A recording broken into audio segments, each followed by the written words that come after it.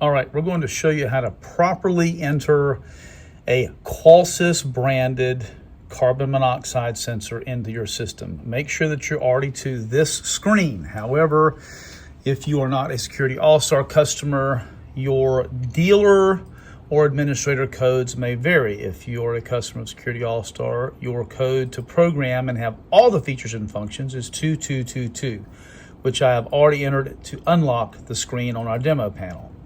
Touch the top bar in the middle. Go to Settings. Go to Advanced Settings. If you get prompted at Advanced Settings for a code, put in 2222. Then hit Installation. Then Devices. Then you're going to hit Security Sensors.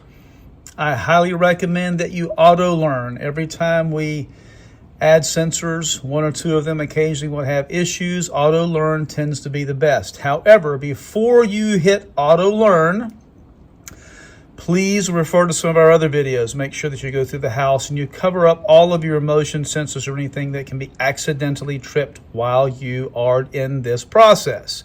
Otherwise, you may accidentally enroll the wrong device. So go to auto-learn. Now, it's already in auto-learn mode. It's waiting for you to trip a sensor.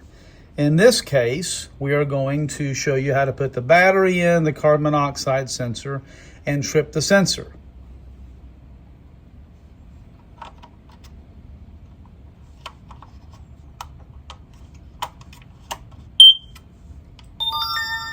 It almost immediately trips the sensor. You're going to hit OK. Now make sure that you follow the next few options here, or you're going to have it programmed into your system the wrong way. If you have multiple partitions, then you'll need to make sure that it goes on the correct partition. That's if you had separate buildings, different apartments, different suites inside of something like a commercial strip mall.